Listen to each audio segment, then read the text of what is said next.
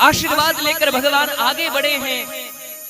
मार्ग में ब्रज गोपियां मिल गई हैं, गोपियां मार्ग में लेट गई है। कृष्ण यदि जाना है तो हमारे प्राणों को अपने साथ ले जाओ, तुम्हारे बिना ये प्राण रहेंगे नहीं, तुम ही हमें मार दो, तुम ही हमारे साथ यहीं रहो, अन्यथा इन प्राणों को ले जाओ। भगवान कृष्ण ने गोपियों को बहुभांति समझाया, अनेक प्रकार से समझा रहे हैं। गोपियां कहती है कृष्ण हमें नहीं, हम तुम्हें नहीं जाने देंगे। बोले मुझे जाना ही होगा।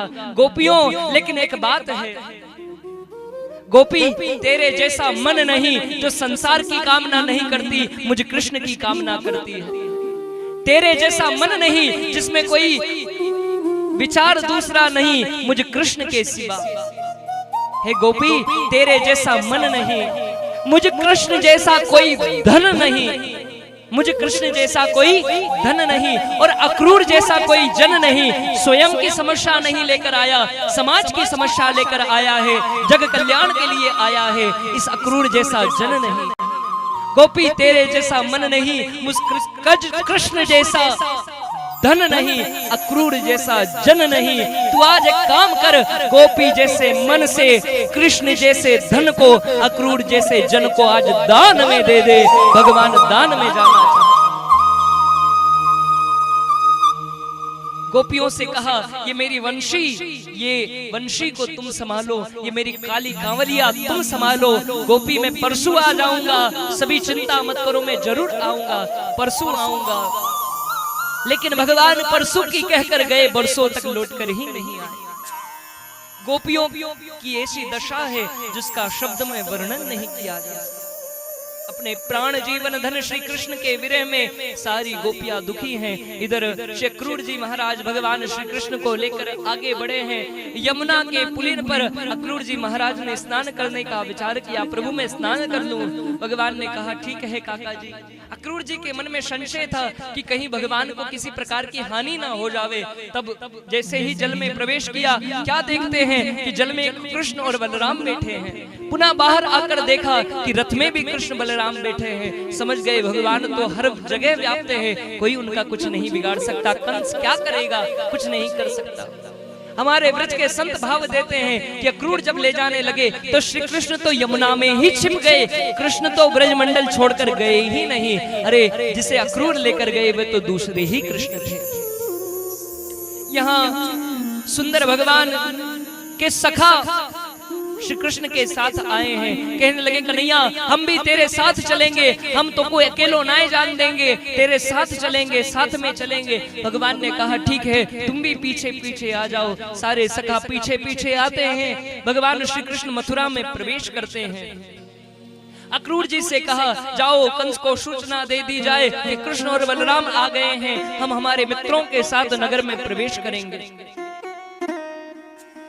जब भगवान नगर में प्रवेश करते हैं तब ब्रज की सभी जो भगवान के सखा हैं वे सारे सखा भगवान के साथ में चलते जाते हैं। मथुरा की वे महिलाएं भगवान का दर्शन करने को आती हैं। धाये धाम काम सब त्यागी, मनहु रंग निधि लूटन लागी। सारा काम धाम छोड़कर भगवान को देखने आती हैं।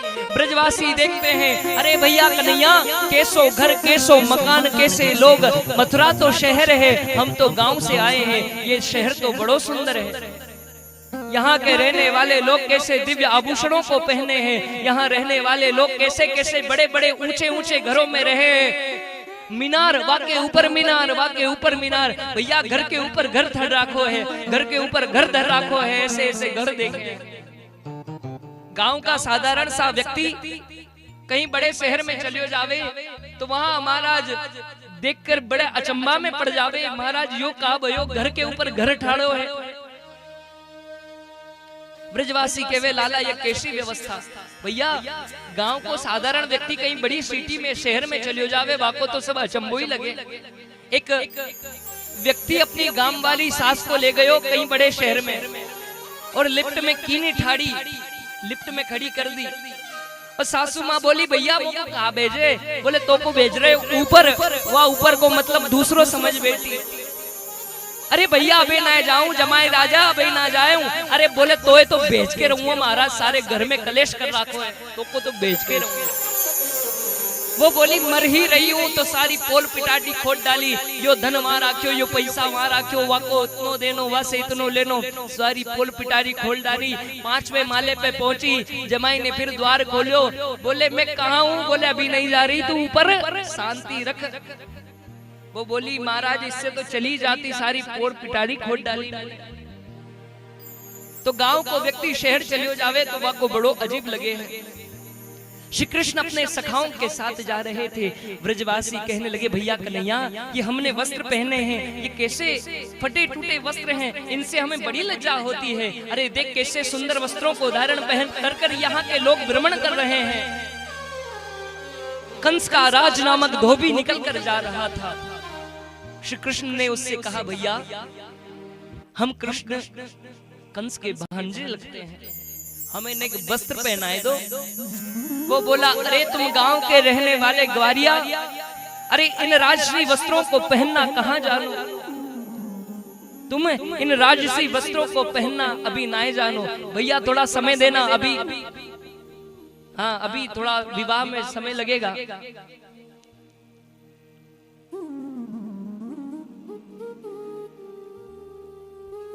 बोली भक्त वत्सल भगवान की जय हो। मैं संकेत कर दूंगा, मैं किसी को बोल दूंगा, अभी आप लोग शांत बैठे रहे। तो भैया बंधुओं बड़ा सुंदर वर्णन किया। राज नामक धोबी जा रहा था, भगवान ने कहा भैया वस्त्र दे दो। वह बोला तुम गांव के अनपढ़ ब्रजवासी कहां वस्त्र पहनना जानते हो, अरे तुम गायन को चरानो जानो, तुम अच्छे वस्त्र पहनना ना जानो।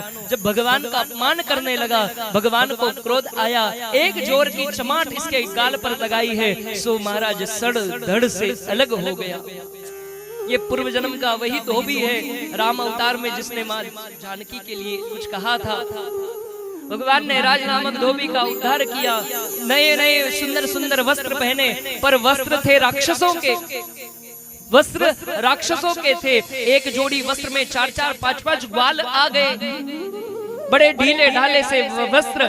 ग्वाल बाल बोले भैया कन्हैया वस्त्र तो बड़े अच्छे हैं, वस्त्र तो बड़े अच्छे हैं, लेकिन भैया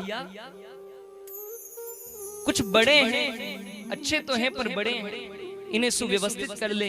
तभी एक दर्जी की दुकान भगवान को दिखाई पड़ी है। भगवान ने उससे कहा अरे भैया नेक हमारे वस्त्रों को सुव्यवस्थित कर दो। दर्जी ने खूब नाप ले लेके फिता डाल डाल के सभी ब्रजवासियों का नाप लिया और सुंदर सुंदर वस्त्र उन्हें पहना दिए। सुंदर वस्त्र भगवान ने पहन लिए। सुंदर वस्त्रों को पहनकर सभी आगे बढ़ने लगे। ब्रजवासी कहने लगे कन्हैया भैया सब है गयो, बस अब गले में मोटी सी फूलन की माला आ जावे तो मजो ही है जावे। ब्रजवासी माला पहनने के बड़े शौकीन रहे हैं। जो वृंदावन गया होगा उसने देखा होगा ब्रजवासी बिहारी जी के सामने जावे, बिहारी जी को माला दिखावे, जय हो बिहारी जी या माला मैं तो को अर्पण करूं, और भगवान को दिखा के खुद पहन लेवे कि ये तेरी प्रसादी माला मैंने पहन ली। बड़े शौकीन हुए ब्रजवासी माला के। बोले महाराज बस माला और हो तो आनंद है जावे। भगवान श्री कृष्ण ने कहा ठीक है माला की व्यवस्था करते हैं। सुदामा नाम का एक माली, सुदामा नाम का माली माला लिए जा रहा था। भगवान को सुंदर मालाएं पहनाई। सुंदर माला भगवान श्याम सुंदर सरकार ने धारण की, उसे आशीर्वाद दिया। दर्जी ने डाल डाल कर फीता नाप लिया था। सो दाऊ दादा बोले भैया कन्हैया तूने यहाँ दर्जी को कुछ ना दियो। दर्जी बोलो भगवान मोको कुछ ना चावे, मोको कुछ ना चावे। भगवान बोले देख इस माली को हमने भक्ति का आशीर्वाद दिया, तू भी कुछ मांग ले। बोले नाय नाय भगवान कुछ ना चावे।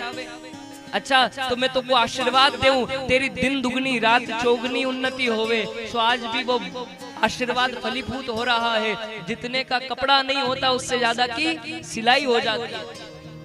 तो भगवान ने दर्जियों को आशीर्वाद दिया और आगे बढ़े हैं। एक कुबड़ी जो 3 जगह से टेढ़ी थी, कुब्जा कंस के लिए चंदन कर ले जा रही थी। भगवान ने उससे कहा अरे सुंदरी नेक चंदन लगाए देओ, अरे सुंदरी नेक चंदन लगाए देओ। दाऊ दादा बोले भैया कन्हैया किसी को मजाक उड़ाना अच्छी बात नहीं है। ये बेचारी कुबड़ी 3 जगह से टेढ़ी कुरूपा है, तू या को मजाक क्यों बनावे। भगवान बोले दादा मैं वही क्यों जो कर सकूं हूं। कन्हैया तू कहा करेगो, बोले आगे आगे देखते जाओ। भगवान ने कुबड़ी कुब्जा को जब सुंदरी कहा, कुब्जा पलट कर देखने लगी। संसार में जिसने भी देखा कुब्जा कहा, कुरूपा कहा, कुबड़ी कहा, पर किसी ने कभी सुंदरी नहीं कहा। भगवान की ओर देखा, कहने लगी क्यों मखौल करते हो, क्यों मजाक करते हो, मैं तुम्हें कहाँ सुंदर दिखाई देती हूँ। भगवान बोले देवी मैं मनुष्य की ऊपरी देह को नहीं देखता, मैं तो मन को देखता हूँ। तेरा तन भले ही सुंदर नहीं है, पर तेरा मन तो परम सुंदर है। कुब्जा से कहा चंदन लगाए दो। कुब्जा ने खूब मलमल कर भगवान के मस्तक पर चंदन लगाया है। मलियागिरी चंदन भगवान के मस्तक पर लगा। भगवान ने या के पाम पे पाम धरियो, हाथ पे हाथ धरियो, ऐसो खटर पटर कीनों की 3 जगह से टेढ़ी एकदम सीधी है गई। कुब्जा बड़ी सुंदर रूप धारण कर वहां प्रकट हुई। ब्रजवासी गोप बोले लाला तूने भैया सब गड़बड़ कर दियो। कहा गड़बड़ कियो? बोले भैया कन्हैया ये भी 3 जगह से टेढ़ी और तू भी 3 जगह से टेढ़ो, तुम्हारी जोड़ी बड़ी अच्छी थी, तूने सारी जोड़ी बिगाड़ दी।